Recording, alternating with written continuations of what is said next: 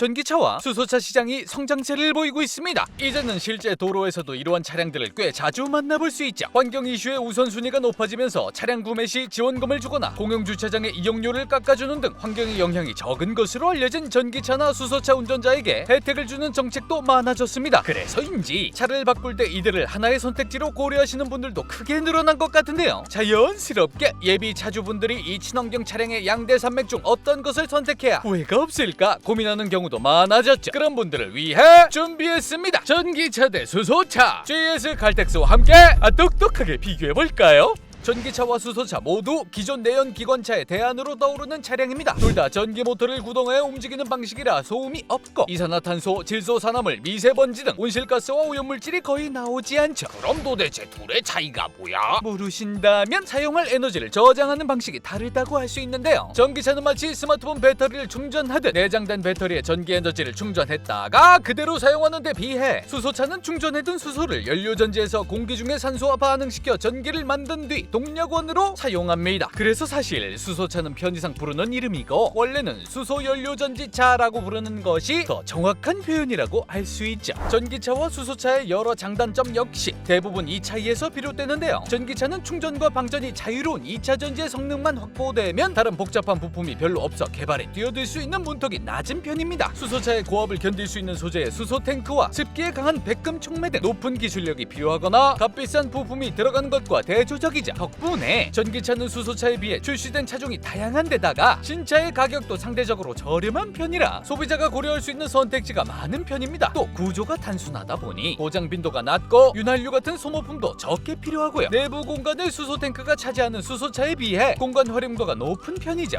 뿐만 아니라 내연 기관차와 달리 엔진 대신 모터를 사용하는데 이 모터가 작동하자마자 반응하기 때문에 중저속에서의 가속력이 좋아 시내 주행에 적합하다고 해요. 하지만 뭐니 해도 전기차의 가장 큰 장점은 충전 인프라가 상대적으로 잘 구축되어 있고 충전 비용이 매우 저렴하다는 부분일 것입니다. 수소 충전소의 경우 수소를 고압 상태로 충전할 수 있어야 하다 보니 설치 비용도 높고요. 지역 주민들이 갖는 수소 충전소의 안전성에 대한 막연한 두려움 그리고 각종 규제로 인해 부지 확보가 어려워 아직 전국에 절대적인 충전소 개수가 그리 많지 않은 편인데요. 이에 비하면 전기차 충전기는 동사무소나 아파트에도 있을 정도이니 충전의 편의면에서는 차이가 많이 나는 상황이죠. 그리고 전기차의 경우 주로 차가 자택에 주차되어 있는 시간대가 밤이다 보니 값싼 심야 전력을 이용한 충전도 가능하고요. 또 브레이크를 밟거나 내리막길에서 탄력 주행을 할 때는 운동 에너지를 다시 전기 에너지로 바꾸어 사용하는 기능까지 있어 일반 휘발유 자동차 대비 유지비가 적게 든다고 하네요. 여기까지만 들으면 와, 이거 전기차 압승 아니야? 생각하실 수도 있을 텐데 수소차 역시 만만치 않은 장점들이 있습니다. 무엇보다도 수소차는 단순히 오염물질이 나오지 않는 데서 나아가 공기 중에 산소를 사용하는 과정에서 미세먼지를 걸러 공기까지 정화하는 부작용 아닌 부작용을 일으켜 달리는